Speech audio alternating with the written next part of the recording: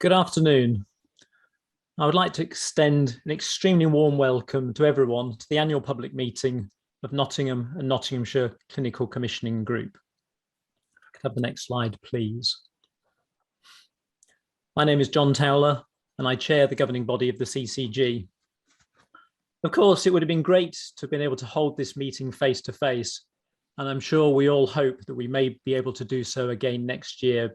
But for now, I would like to thank everyone for taking the time to join us in this virtual setting this afternoon. In my 13 years of being involved with the NHS, I've always been passionate about how we engage with the population we serve. So annual public meetings like this are important because they allow us to share how we've performed in the last year, but also for you to have the opportunity to ask questions of us. And I'll explain a little more about how that will work, technology willing, in a second. Next slide, please, Rachel. Our agenda today will see a number of members of our governing body giving short presentations about key aspects of our work, followed by a video from Dr. Cathy Mclean, who is the chair designate of the proposed new integrated care board for Nottingham and Nottinghamshire. We'll then move on to a question and answer session.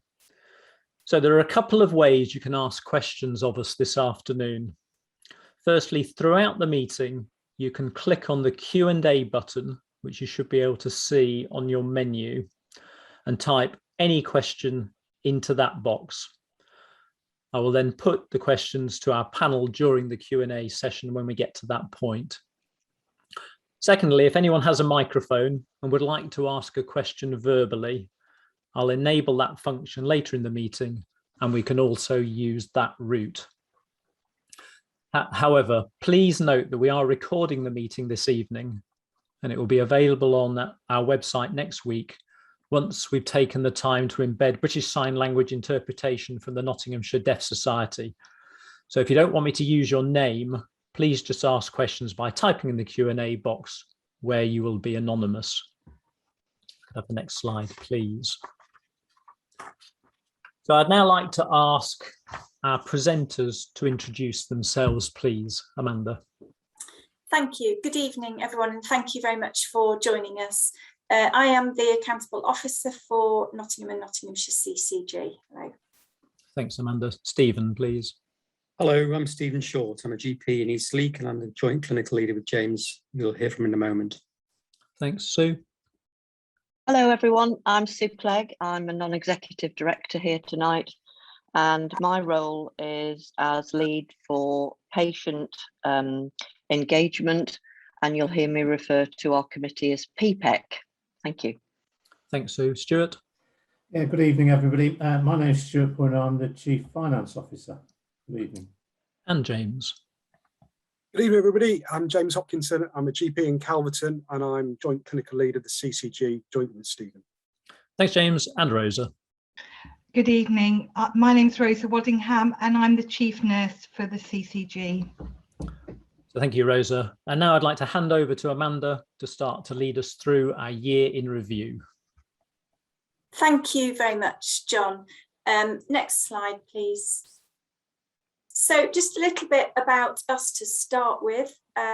So you can see here, we were formed actually only on the 1st of April 2020. And so for the whole life of this organisation, we have been very much focused on dealing with the coronavirus pandemic, just really literally a couple of weeks before we formally came into being, we started our response for that. We have a 1.8 billion budget, so very considerable resource for the benefit of people who live in Nottingham and Nottinghamshire. And we plan, buy and monitor services across the health service for the 1.1 million in our patch. And we have nearly 500 staff working really closely with two main acute providers, one key provider for mental health and learning disabilities, 126 GP practices, two community providers, independent and voluntary sector partners and services. And we are also part of the integrated care system. And whilst we have been commissioning NHS services for a number of years now as CCGs, we are moving into a different way of organising commissioning and provision as well, so that all parts of the health system work more closely together and more closely with our colleagues in local government as well. More of that later. Thank you. Next slide. So I have to say, I remain incredibly proud and feel really privileged to have been part of the overall COVID response. These pictures show vaccination, but in addition to that, the CCG has been the lead organisation to coordinate the NHS's response locally, working very much alongside partners, but the CCG has a coordinating role in terms of responses to emergency incidents like the pandemic. People have come together, worked incredibly professionally, incredibly flexibly. People have done remarkably different roles. People in our communities have rallied volunteers, absolutely tremendous, and that has continued right through to the present day. Thank you. Next slide. So also really proud that we have taken early steps to move some of what the CCG does out into our places, Mid-Nots, Nottingham City and South Nottinghamshire. And this is all part of the overall health and care system.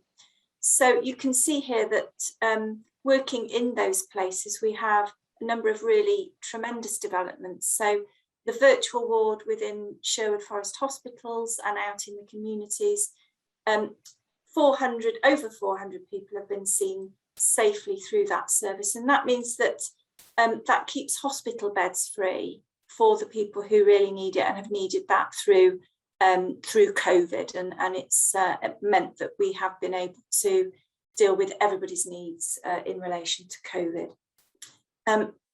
Wellbeing clinics with the voluntary sector as well, helping people return from isolation. It can be quite nerve-wracking when you have been used to being on your own and getting back into that, but also really lonely being on your own potentially as well for some people.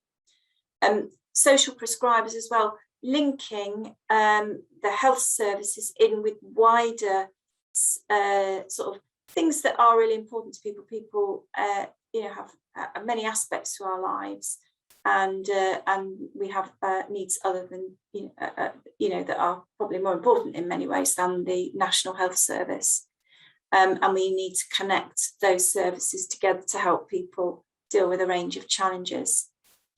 In Nottingham City, the Rough Sleepers project has been a really remarkable example of partnership working across broader public sector, and 16 community days of action as well. So this shows a sort of that we're starting to think more broadly in terms of how we work with partners and colleagues to think about joining up those whole services for the benefits of the people that live in those areas. And then in South Nottinghamshire, community development and community engagement structures, supporting grassroots community and voluntary services to thrive and reintegrate back into communities, and a community online sharing platform as well for networking and, again, connecting people. So we see these as really, really critical building blocks of the health and care system. Thank you. Next slide. And within each place, we have a number of primary care networks, which we sort of, you might call, are more of a neighbourhood level. And again, this is really, these are the bedrock really of the health and care system. Again, we've got GPs working collaboratively across practices, delivering boosters. We've had pop-up clinics. You can see here we've had extended access for people as well for GP appointments, and even throughout the pandemic, where we've had to, keep people as safe as possible, both staff and patients. 57% of people are seen face to face following a telephone conversation. And if you do need to be seen face to face, then you will be. We've got an additional nearly 250 people in what we call supporting roles, additional roles, to really improve the capacity out in primary and community care to support that wider work around the GP practices. And the social prescribing, the green space, we're really lucky. We have got a quarter of or £500,000 to develop that social prescribing green space. Things like exercise, walking, cycling, gardening, things that help really that wider well-being. TeamNet is a communication platform for our practices as well. Lots of information. Throughout the pandemic as well, things have been very rapidly changing, and that's been a really important way of helping keep our response to COVID as coordinated as possible across the area. Developing our clinical leaders, next generation of clinical leaders coming through as well through the PCNs, which is great, and providing that enhanced support around care homes as well. So again, a huge variety of things that we have been doing. Thank you. Next slide. Back to John. So thanks, Amanda. And I think particularly for talking us through those really important service developments that we've been able to make right across the city and the county, whilst at the same time responding, as you have described, to all the challenges of COVID. So thanks for that, Amanda. I'll now pass to Stuart Poyner to talk through our financial performance. Thank you, John. Thank you, Amanda. Firstly, I think probably most speakers tonight will recognise the unique year in which we had from April 21 through to the end of March 21. And I suppose it is unique, and I just echo Amanda's tributes really to not only, I suppose, all of our staff and how they adapted and worked differently, but the whole system that pulled together. And I think it did mark the beginning of a change, really, in terms of the way in which the relationships have changed and improved. And it's really been quite an encouraging change. And that is probably shows in the way in which the finances have worked differently. So traditionally, we'd be sitting here talking about activity-based payments, payment by results, and managing the CCG's finances through a set of traditional contract approaches. Very early on, in terms of the pandemic, the normal business rules for the CCG and for the NHS generally were relaxed, and we moved into a different financial regime, which is primarily built around block payments. And in addition to the block payments and the resources that Amanda talked about, the 1.8 billion, there was also additional resources made available for the health system and for the CCG to directly meet the costs of COVID, which are over and above the spend levels that we had in the system already. So if we could go to the next slide, please. And this slide just gives us a sense of the scale and breadth of the spend within the CCG. So you can see that the main section there is spent on acute services. We've got £844 million that we spend on acute services, and just a couple of headlines around that. Just over £500 million, £555 million goes to NUH from the CCG, and £254 million goes to Sherwood Forest Hospital. So again, two really big providers in our patch, and play a key role, obviously, in the health system, and particularly over the last year in relation to COVID. In terms of community services, Amanda mentioned, we've got two key providers. We've got the Healthcare Trust, Nottinghamshire Healthcare Trust, That was a payment of £81 million for community services, and City Care, around £50 million for City Care as another key partner. You'll see then we've got £183 million in mental health services. That's split in the main with Nottinghamshire Healthcare Trust, who's our main provider, but we also work quite extensively in the independent and private sector, which takes around £20 million. The primary care figure of 358 million, I'm obviously just giving you the top headlines for each of these sections. For primary care, we have GP services in primary care, 156 million. And a figure that's always astounds me is that the prescribing spend is 157 million. So the prescribing spend matches the overall sort of infrastructure costs of and paying for primary care as well.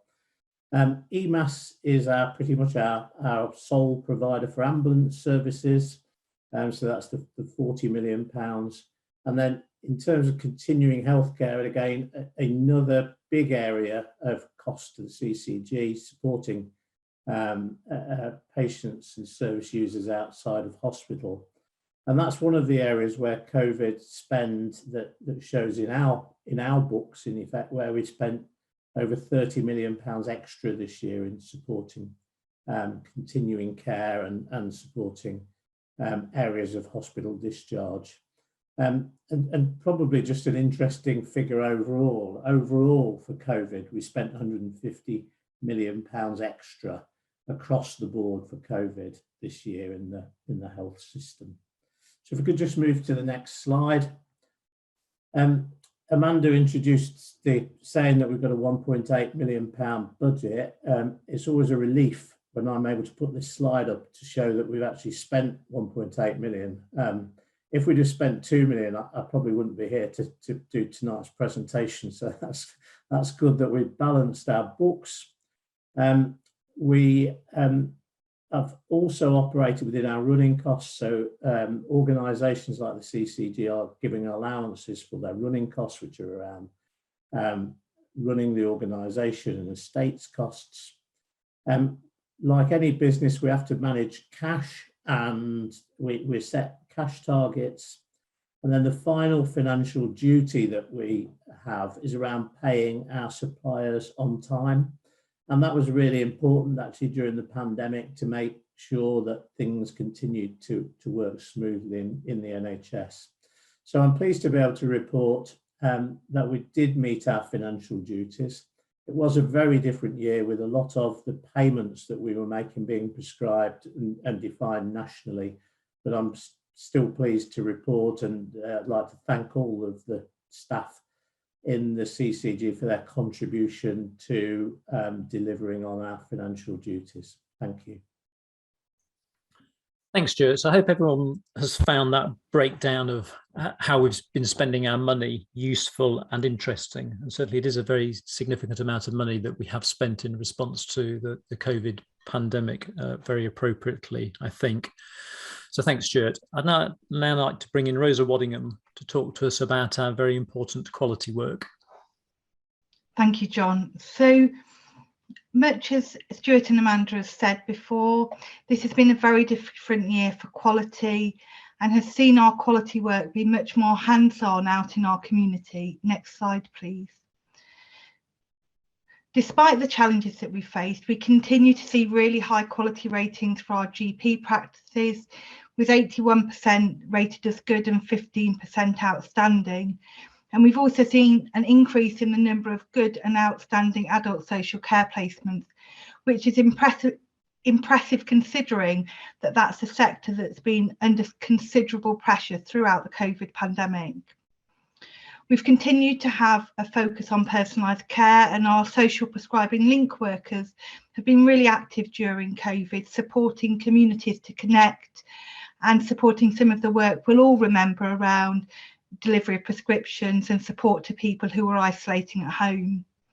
We've also supported over 10,000 personalised care and support plans and achieved our target of over 1,200 personal health budgets.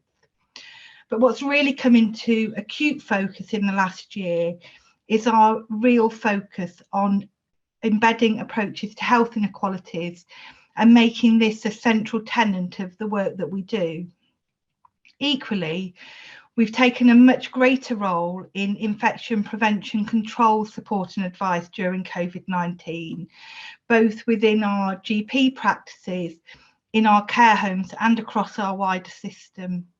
Next slide, please. So I mentioned briefly about care homes. As I said, they've been an absolute really important part of our response to COVID and have been hit by a number of challenges over the last year in being able to respond. So we've worked closely with partners from the local authority and from the sector to focus on critical issues and support them to meet that operational demand. As part of this, we've set up an enhanced care response team, and through that offered over 6,000 training sessions around infection prevention, control, safe admission and discharge, and various other topics. And we've worked with the sector to develop some additional staffing offers, working to create a social care faculty to encourage people to stay in social care and to support our patients in those settings. Next slide, please. We also recognised in the last year that we have a number of services, especially maternity, that do not provide the quality that our patients deserve.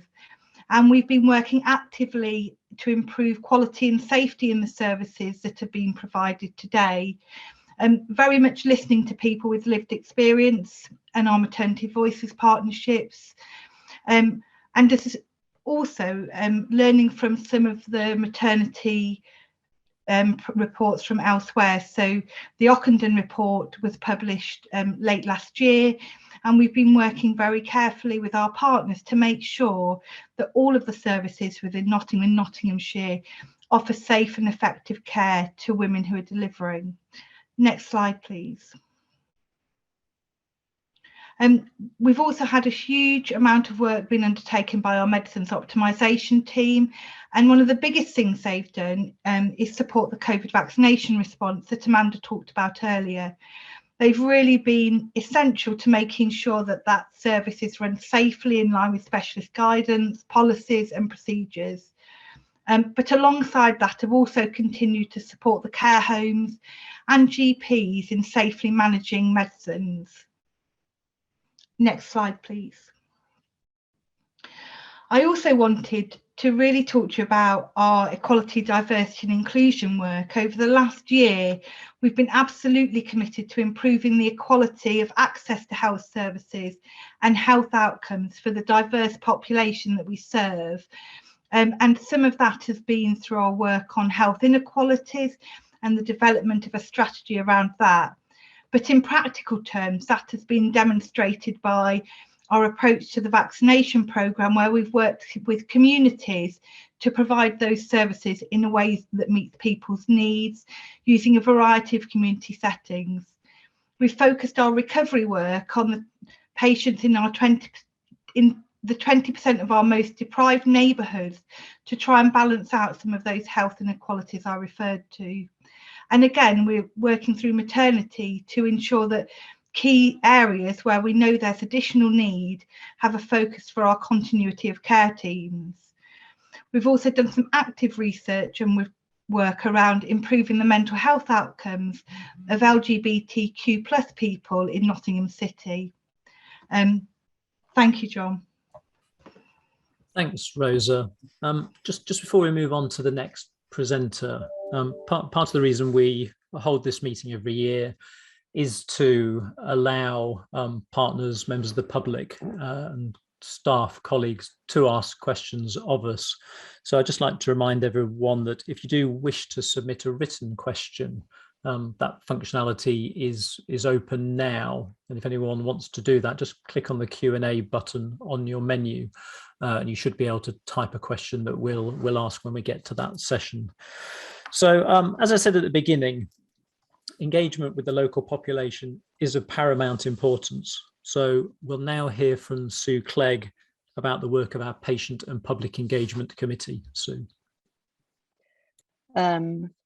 Thank you, John, and hello again, everybody. So I'm the chair of the Patient and Public Engagement Committee, which I'll refer to as PPEC from now on. We are an important part of the CCG's work in terms of engagement. A group of about 20 of us. I chair the committee. I have a vice chair. We have representatives from the voluntary sector for our 3 defined places. We have representatives representing our commissioning intentions in terms of health issues. We have representatives from communities with particular barriers to access of healthcare.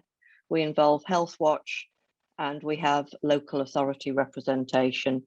And I just want to take this opportunity to thank all the members of PPEC for their hard work during this year, a number of which is done on a voluntary basis. It's very much appreciated. So we are a strategic advisory group to the governing body of Nottingham and Nottinghamshire CCG, and our role is to ensure that patient and public engagement informs the CCG's role as strategic commissioner. Over the past 12 months, we've provided advice and guidance to the CCG's approaches in various commissioning programmes, and tonight I'd like to share one example with you. Next slide, please. So this is our role in the programme of involving children and young people's mental health, early intervention and training. The purpose of this engagement was to really understand the views of children and young people, their parents and carers and professionals, to help shape the future children and young people's mental health, early intervention and training pathway. The feedback involved gathering online surveys, focus groups, telephone interviews, and the CCG's engagement team worked in partnership in an innovative way with the youth-led project MH2K to really deliver engagement for young people. Various approaches were used: email, social media, website, bulletins, YouTube videos, press releases, texting, and attending virtual groups. We had more than 400 responses, which is a very good response to engagement work. About 100 from young people themselves, about another 100 from parents and carers, and about 200 from professionals. The project started in May 2020, and the engagement took place in late 2020, autumn, and just into Christmas.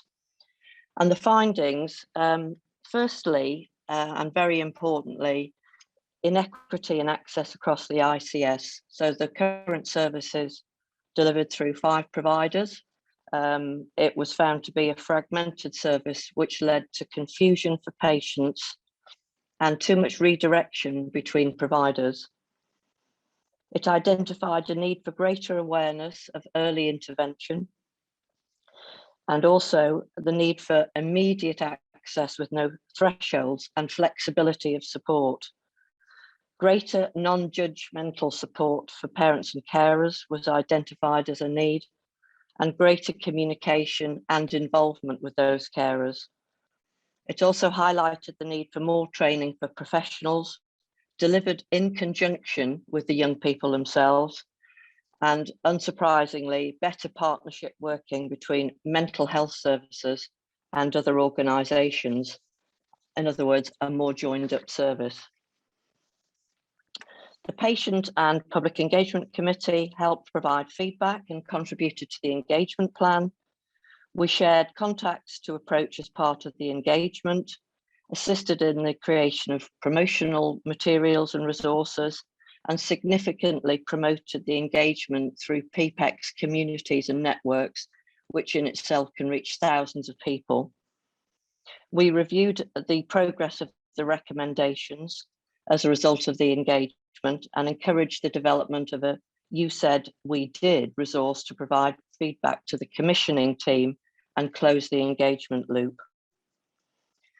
This work has helped to meaningfully capture the views of service users, parents and carers, and was used to inform commissioning plans. Commissioners have initiated, on the basis of this and other considerations, a lead provider tender exercise with a view to improving the service and achieving better outcomes for our service users. And we should see the result of that tender come through this November. Thank you. Thanks, Sue. So I think that's a really good example of how proper listening to the population that we serve and stronger partnership working with other organisations in the NHS and local authority really does lead to better services. And I'd just like to take the opportunity to thank Sue and all members of the PPEC for their leadership in this area. I think it's been extremely important to us over the last 12 months. So since the inception of CCGs, it's always been a fundamental principle that the organisation should be clinically led. So I'll now pass over to Dr. James Hopkinson and Dr. Stephen Short to talk about how that's working in practice. James, please. Thank you, John. Well, good evening, everybody. I just wanted to talk a little bit about elective care as it affects a very large number of our population. So following the COVID pandemic that we've been living through for the last period, one consequence has been a huge number of people are on waiting lists for planned care. So this might be people waiting for a new hip or a knee operation, and addressing this large backlog of patients is a big priority of ours. Now, this priority and problem is not unique to Nottingham. It is an issue across the whole country, but it's, however, a really significant challenge. So one of the problems is our hospitals are unable to work at full capacity still due to the restrictions of social distancing. And we've still got 200 of our beds across our system occupied by COVID positive patients. We're drawing up plans on how best to tackle this with clinicians from the acute hospitals, the mental health trust and the communities, including general practice, all working together to maximise the opportunities to work differently and to prioritise those most in need. We're also using every bit of capacity that's available to us, including the local private hospitals. But the reality is this challenge will take a significant period of time for us to get back to where we were pre-pandemic. Even if we could create more beds, it's a real challenge to staff them. Also, we're about to enter into winter, and to be able to keep our elective care happening, we need to be able to keep our beds available for operations throughout the winter. So we have a really big focus on winter planning, looking at keeping people well, keeping people out of hospital, and also getting people home from hospital as quickly as possible. If the hospitals fill up, we have to use the beds that we reserve for planned treatments and operations. So hopefully you can see how big a challenge this really is. I'm not trying to paint a negative picture or make any excuses, but I do want to be completely honest about where we're up to and the challenges that we have here in moving forwards. But I can honestly assure you that there are lots of really good people working very hard to do the best we can in these difficult times. Can I hand over to Stephen, please?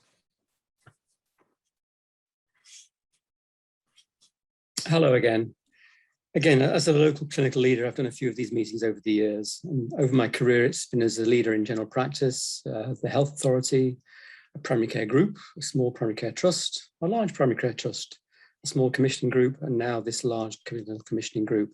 Really, it's a dizzying environment. Big structural changes and reorganizations every few years. And now we're on the verge of becoming an integrated care system.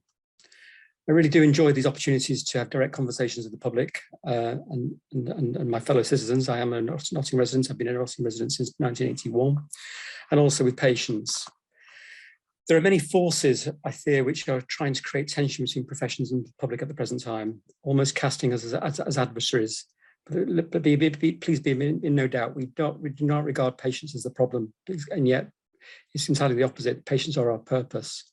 And I don't know anyone in our system, whether they be clinical, care professional, or the way too often derided but utterly essential managers, who isn't committed and working hard and trying to be better for our citizens.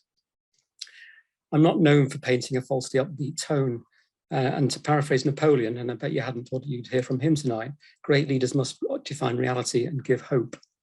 The reality is that things are really tough, really tough indeed. The workforce is jaded, despondent, and I fear in places burnt out. Workplace conditions are hard and unsatisfactory. Demand is currently outstripping our available supply. I know at first hand as a GP that patients have been incredibly generous, reasonable and kind for more than 18 months, but now starting to feel the same as well. And yet the hope is that this policy of integration is without doubt the right one at the right time, finally. Integration, after all, is defined as bringing one or more things together to make things better. And those of us involved in your health and care are coming together explicitly to take responsibility for the whole population and its needs, and to be accountable to each other and to you for to ensure we get the very best outcome we can for the combined resources we possess. We are systematically going to look at all those areas where we can do better and problem solve it together and with you, including those areas that James has mentioned just a moment ago. A good example of the improved care of those is the improved care to those who live in care homes, where health and care, hospital community, doctors and nurses and therapists have come together with care home staff to improve the quality of care to this particularly vulnerable group to whom we owe a special duty of care. There are many other examples as well. Can I finish by paying a sincere and public tribute to our clinical, care professional, managerial and support staff, including not just those who are visible in the emergency departments and the general practices, but those less visible in care homes, voluntary services, mental health. I'm really proud to be in your team. Thank you. Thanks, Stephen, and thank you, James.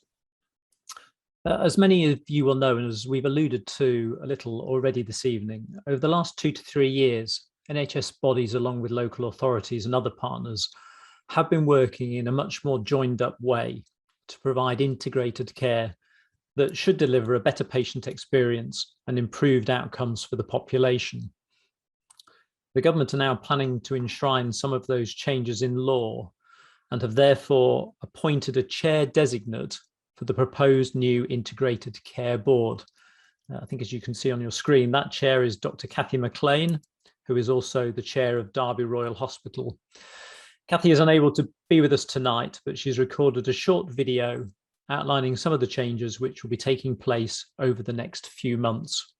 If you could play the video, please.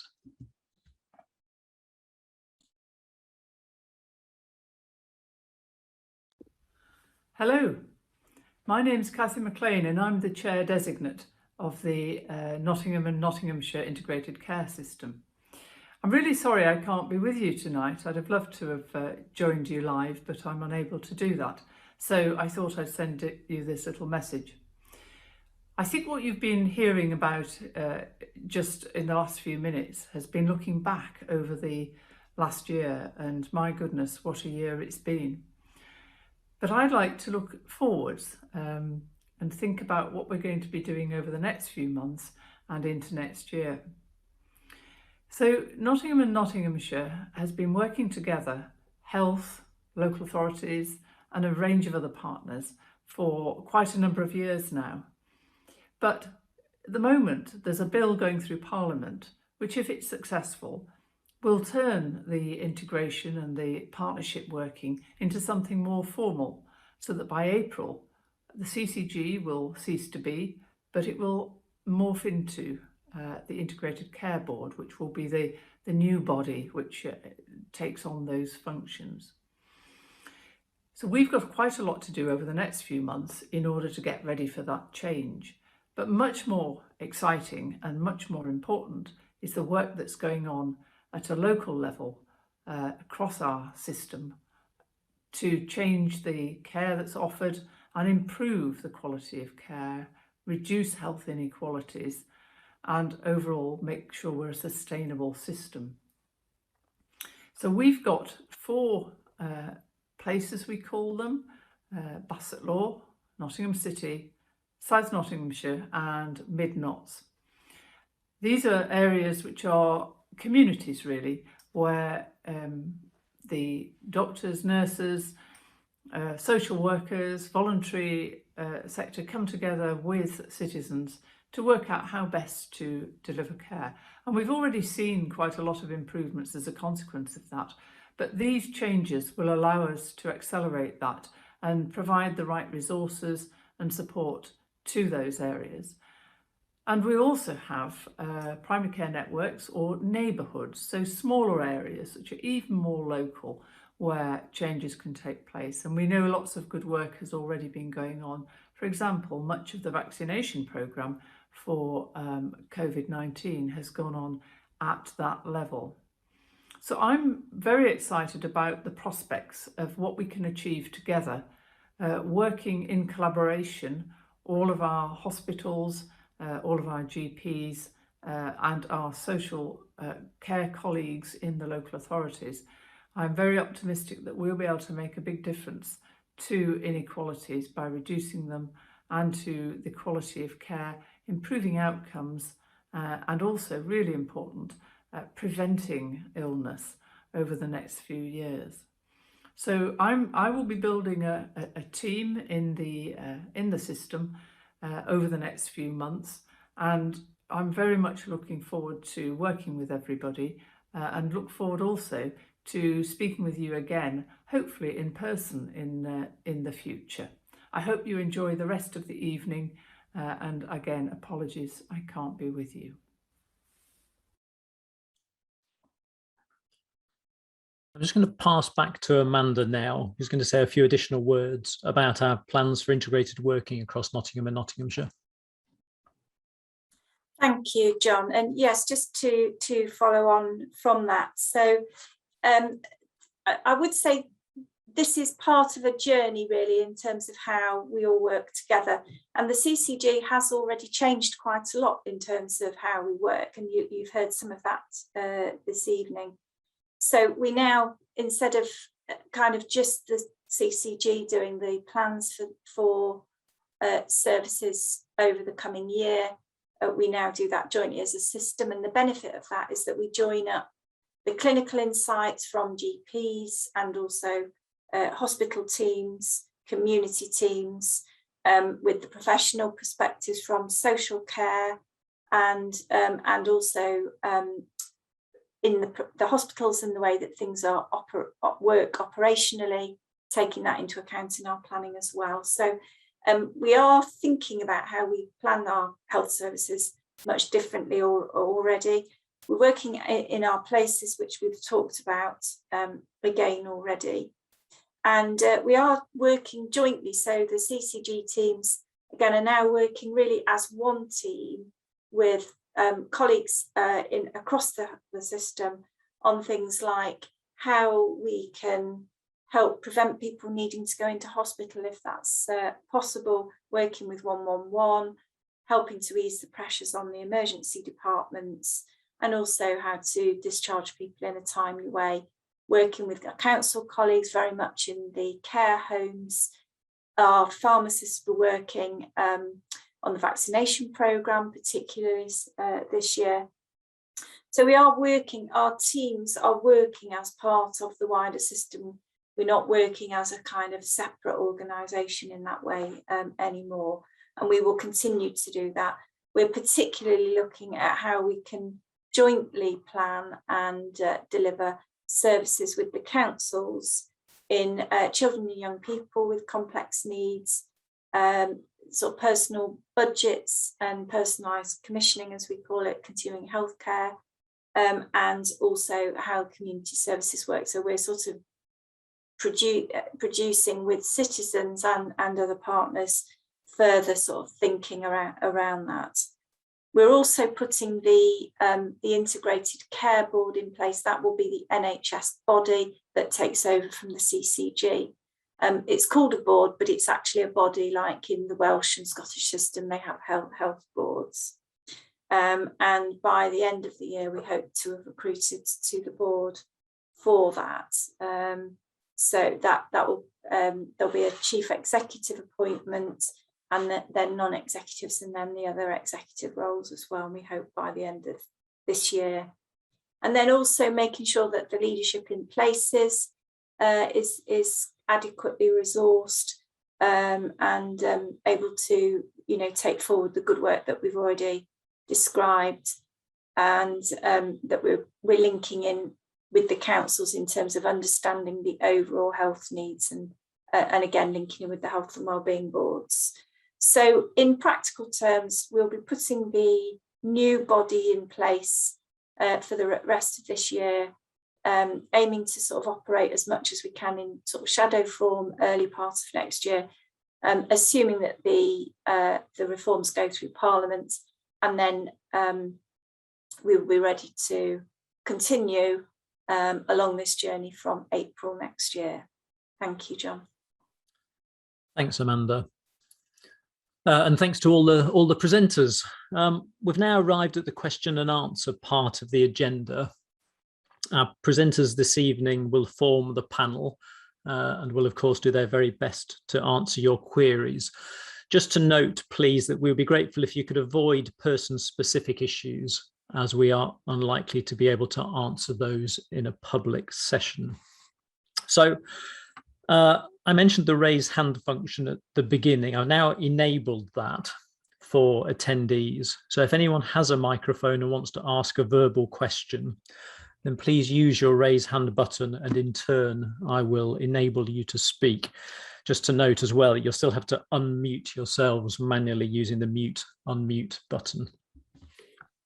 And of course, you can still submit any typed questions using that Q&A button as well. So I have some questions submitted both in advance of the meeting and via the Q&A function. So I'll work through those. So the first question that we've received reads as follows. No one can fault the work that the NHS has done and is doing to help the public, especially with COVID. But is there a way to get more lines into the surgery? Because no matter what time of day you ring, there is always a queue of patients. I rang in the morning and I was caller number 20. So I hung up and called mid-afternoon, and I was then caller number 18. One line to the surgery isn't enough, and winter is soon upon us, with GPs having more phone time. Somehow there's got to be a way of getting more lines through.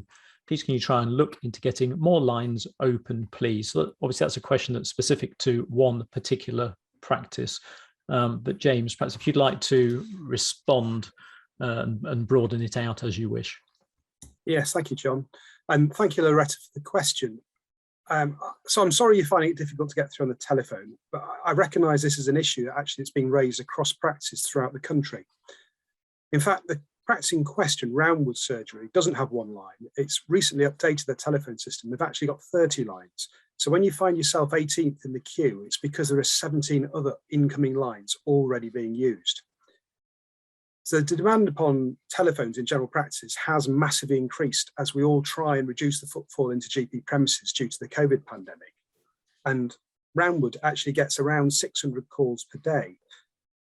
There are multiple people in the practice trying to answer telephones at any one time, trying to minimise the wait. So it isn't one person just answering, waiting for 18 calls when you're 18th. But the rate limiting step here isn't the physical number of telephone lines, actually. It's the number of staff who are able to answer the calls. So I hope that answers your question. Thanks, James. Okay, the next question we have also relates to general practice and reads as follows. My question is, what are the CCG planning to do to expand the availability of space in general practice, as infrastructure funding and progress seems not to be keeping up with overflowing problems? I'm asking this because I'm responsible for placing medical students in general practice, and increasingly practices are saying that they literally have no space at all for a student to be. It seems that the arrival of PCN additional roles reimbursement scheme staff, whilst a good support, has highlighted the size of practices and the lack of infrastructure funding for building expansion. This placement problem means that the experience in general practice is suboptimal, as this often impacts upon recruitment into general practice in the future.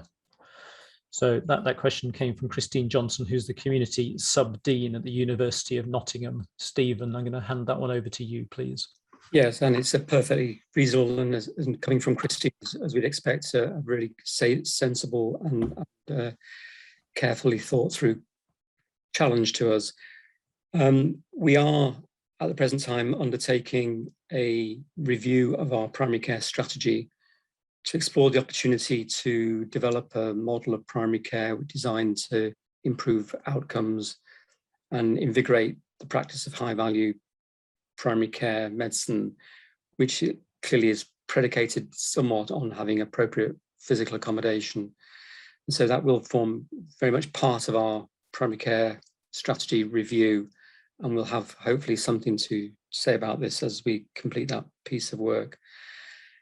There is the PCN ARRS staff for those colleagues on the call who are unaware what this is. These are the new members of staff recruited by PCNs, primary care networks, physios, pharmacists, social prescribing link workers, paramedics, care coordinators. They're clearly all designed to improve the range and quality of services that general practice offers, and they do require some physical accommodation and proximity to feel part of the team, and that's clearly essential.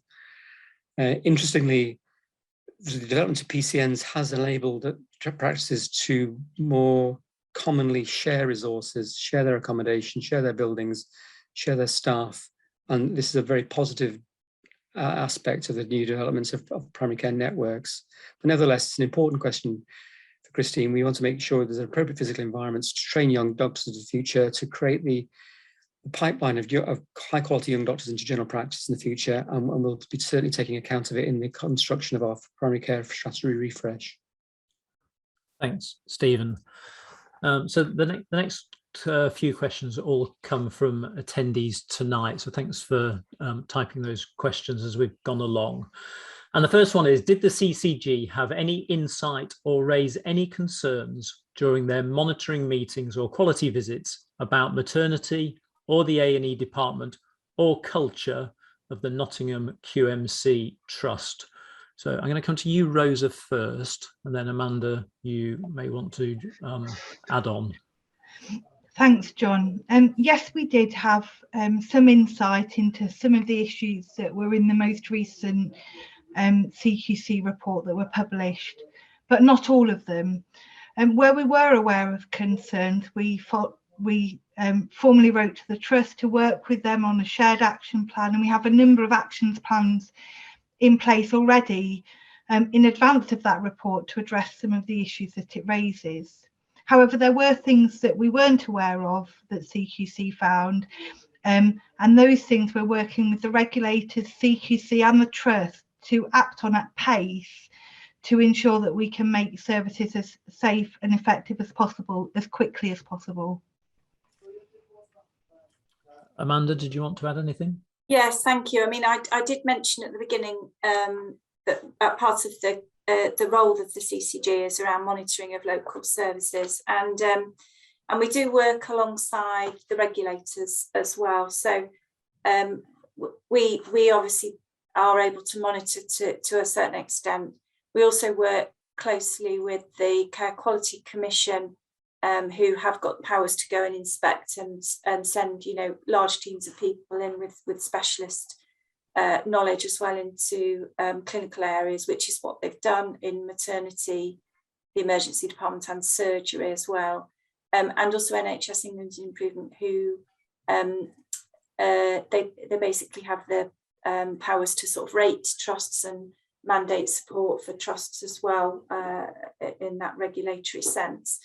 On the emergency department, we were working very closely on those particular issues with the Trust and continue to do so. And we already had done a lot of work there with them.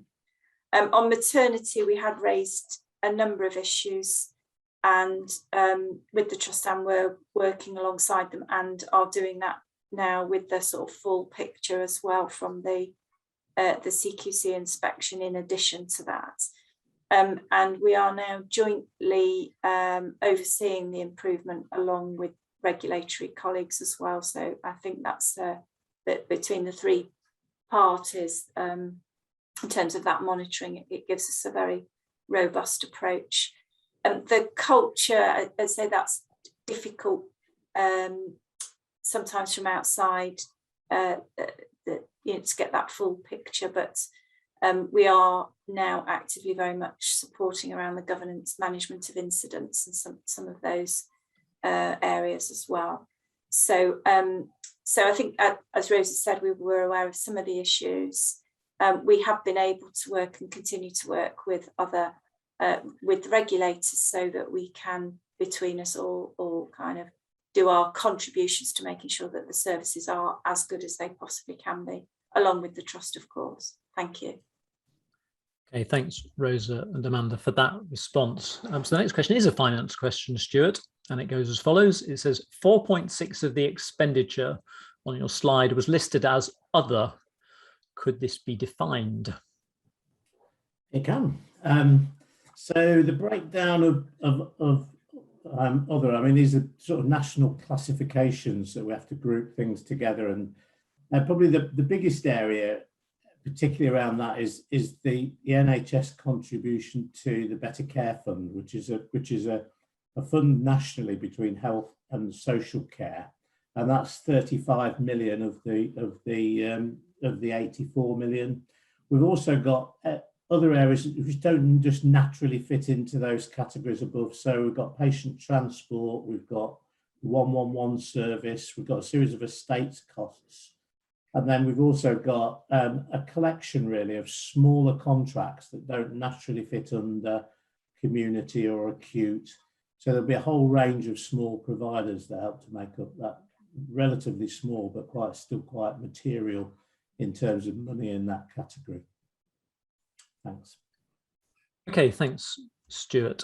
The next question reads as follows. What plans are in place to improve dementia care in the community? Stephen and James, I don't know whether you want to comment about it from a primary care perspective first, and then Amanda, perhaps you want to come in with a commissioning view. Thanks, John. I can start. So there currently are transformation plans looking at dementia care in the community, and we're particularly looking at trying to improve the speed to which we can get diagnosis done, and looking at improve the speed that we can get people to have the tests, the head scans, to allow all those processes to happen. So that is actively happening at the moment, but there is a clinical team working on transforming the pathway to see to improve it in the best ways we can. I guess there is a good example, isn't there, James, which is that we identified probably 12 months ago now that the waiting times for initial memory assessment clinics were very long in Nottinghamshire compared to some other parts of the county. And we did act as rapidly as we could to put some extra funding into that area. And the good news is 12 months later, the waiting lists are very short for that. So that there has been work done on some aspects of dementia in the last 12 months. Amanda, did you want to add anything to that? No, thank you, John. I was going to say what you've just said. Thank you. Okay, great. So I'll keep going then. The next question is, will the work with care homes be across the whole network and include private homes as well as council-led homes? From personal experience, private care homes would benefit from the training discussed just as much as others. Stephen, please. Yeah, the simple answer is yes, it will, and so it should. Our responsibility is to the resident before the considering the kind of organisational form or structure in which that patient is living. So the care home model actually is something which is worthy of highlighting. It's a model which originated in Nottingham City, spread into Rushcliffe and beyond.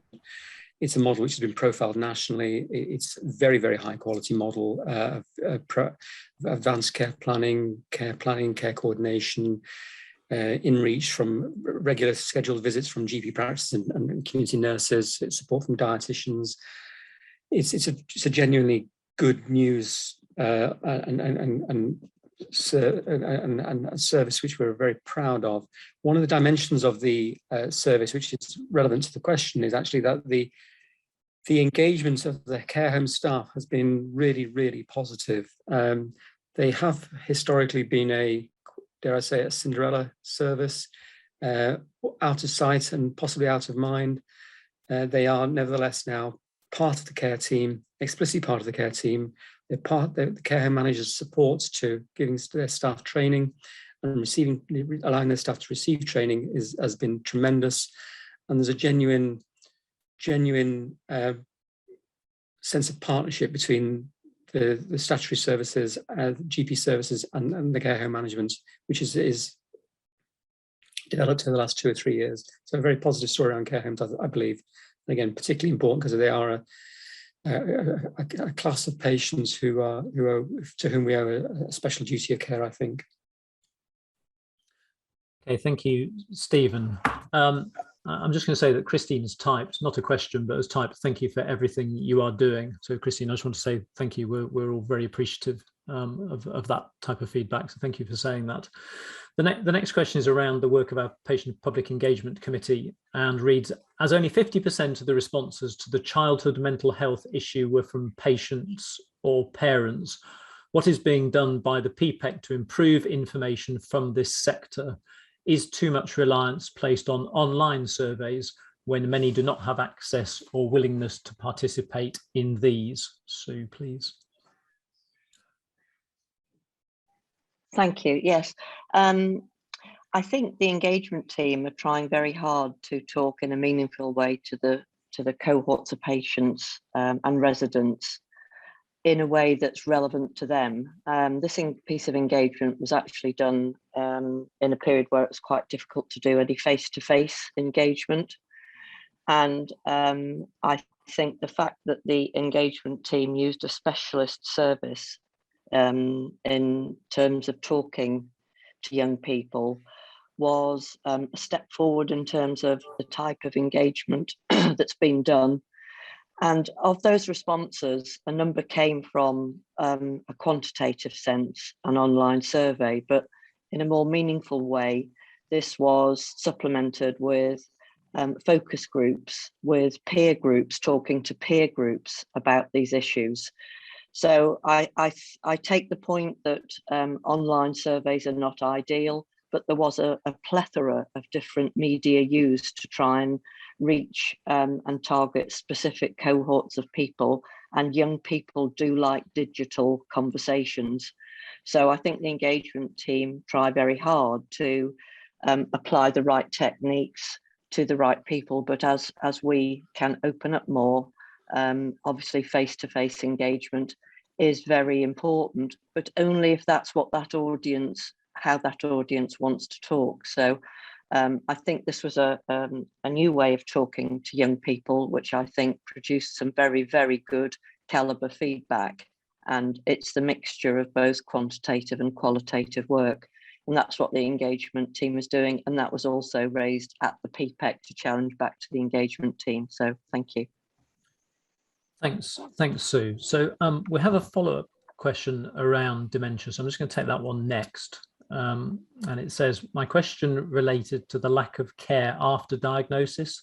If this was improved, e.g. Admiral nurses, the impact on hospital admission for this group of patients might be improved. Amanda, can I come to you first, please?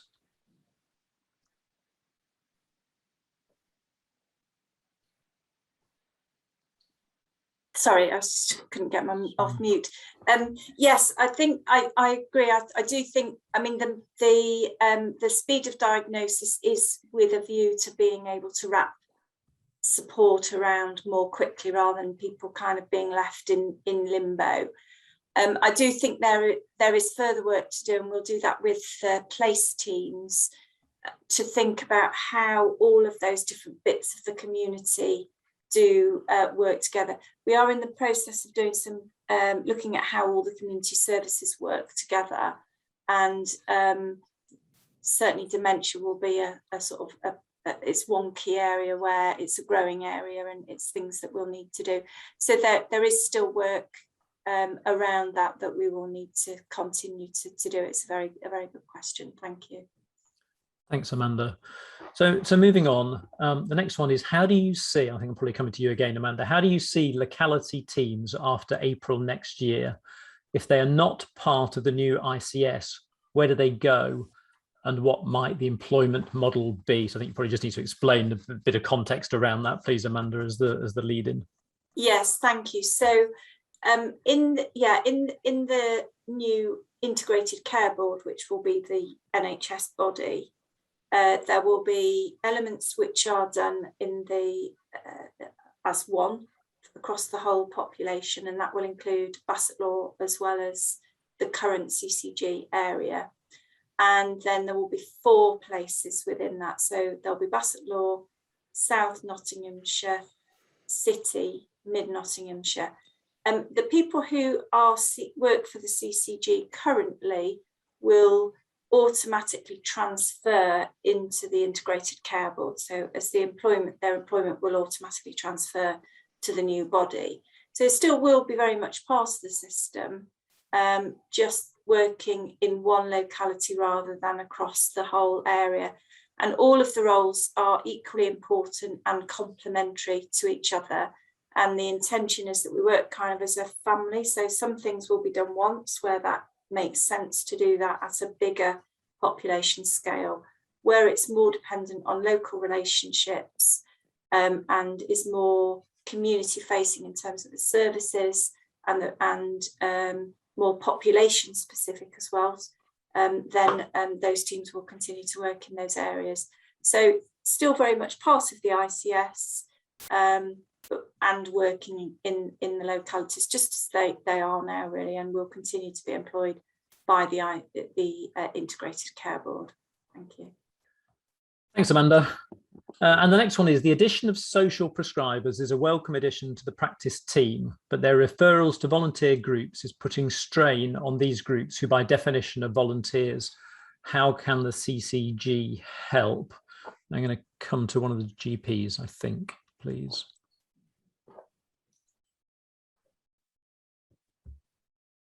If I may, then I'll start. Thank you, Peter. Yeah, this is clearly a success story with unintended consequences. The recruitment of voluntary services and voluntary groups to support patients' care needs in the community has been unequivocally a good thing, and manifest benefits have accrued in a very short period of time. And yet it has quickly, well, if I read your question correctly, it's quickly challenged capacity, and clearly that what can the CCG do about this? Well, the CCG needs to alert the place-based partnerships, the ICP and the PCNs to this, and to encourage the conversations which take place between the PCNs, the place-based partnerships and the voluntary groups, to ensure that there's appropriate referrals to an appropriate service with appropriate capacity. One thing I would say actually is this does create the dynamic for changing the way we spend the money. If the service is manifestly good and producing good outcomes for the citizen, for the patient, for the professionals, the providers, and for the system, as I believe it will do and is already starting to do, then it does create the powerful incentive to divert some of the money we currently spend in other parts of the system to these types of activities. And I would think that the opportunity which exists through the ICP and the primary care networks to recognise that and to make preferential investment locally in such services is a huge opportunity afforded to us by becoming an ICS. Okay, thanks, Stephen. Does anybody want to add anything? If so, please speak up. If not, I'll keep going. Okay, so thanks, Stephen. I think the next question is an interesting question. I'm probably going to come to Rosa to see what you know, Rosa, and it is asking, or saying that GPs really benefit from patient participation groups. Would it be possible for care homes to have PPGs? Do you have any knowledge, Rosa? I mean, obviously they're yes. Private organisations, and I guess it's not part of the contractual arrangements today that it's mandated for them to do so. And I guess it's variable, perhaps. But go on, over to you. So absolutely, and I think you've hit the nail on the head, John. There are some homes that have really great engagement with families and carers of their residents, and there are others that don't. I think there is something perhaps we could think about doing through our joint care homes and home care work about how we have some of that lived experience captured in that work. So we do that to a limited extent already, where through some of the personalised care work, 1 or 2 people may be involved in our My Life Choices group, for example, where they share that real lived experience, and that helps shape our involvement with care homes. So I think that's a great idea to take away, think through a bit more for those homes that don't do that as well, and see how we could perhaps do something on a slightly broader level. I don't know who's put that question in, so apologies, I can't get in touch with you directly, but my email address is on the CCG website, and if you wanted to get in touch with me to discuss that particular thing further, I'd be more than happy to do that. So the question's from Rosa. So Teresa, we have your details, and we'll make sure Rosa picks up with you offline. But I think Stephen and Sue both want to add something. Stephen, you go first. Yeah, I think it's a really tremendous question, and I mean, there are obvious ways of getting around this. And patients with frailty and those with cognitive issues notwithstanding, they could have representation from another resident, or indeed a member of the PPG could be deputed to represent the care home's interests in the PPG. They could be linked by video technology to the PPG meeting. Most of our meetings currently are virtual, so that's certainly possible. Or indeed, I know that some, again, going back to Peter's observation around the voluntary sector and not wishing to burden that sector with extra work, but in the original Rushcliffe work around this, we had age concern worry catchers, volunteers from age concern who would go into the care home and talk with their residents and ask them to gather their kind of concerns, their ideas, and act in an advocacy role between them and the care team led by the GPs and the community matrons. So it's a really good question. It's a challenge to us to make sure that we find a means to achieving this, as it does other interest groups, for example, like young people. Okay, thanks, Stephen. Sue. Yeah, thanks to Teresa, who raised this very point yesterday at our PPEC meeting, day before yesterday. It will be picked up by that route, so it will go into discussion at the governing body. So it's a very, very good idea, and I think we'll work on it. So thank you. Okay, great. Thanks for the question, Teresa, and we'll pursue it after the meeting. The next question, I think we may have to seek some more information after the event, but the question is, there is excellent research being carried out at NUH, but no available budget to spread the results, thus improving care to relevant staff. So Amanda, I guess we probably need a bit more information, don't we, that we haven't got today. How would you like to handle it? Would you like to pick up with Margaret, who's asked the question separately? I'm very happy to do that. Yes, I think what we do, the way that we work currently, is that where research is undertaken, sometimes the CCG will contribute to the treatment costs that are brought about through the research that are not kind of routine care. They're things that are being trialled. They're not proven at that point. And then when we do have research findings, we do, as part of our sort of planning, look at putting that in with all the other kind of proposals for developing services, and then we have to prioritise which ones get taken forward. And so sometimes research findings are put into practice, but sometimes, as the question suggests, there isn't any additional available funding, and it's not one of the sort of key priorities that we take forward. So that's a general response, John, but I'm very happy to pick up any more specifics outside of here. Thank you. Okay, so Margaret, we'll capture that and we'll get in touch afterwards to understand what the specifics are, and then respond as best we can after that. So I think we've got just one more question at the moment, which is, are there any plans for training to support newly formed voluntary groups to play their roles with patients, carers who live with long-term conditions? Have you had discussions around that in your PPEC forums, Sue?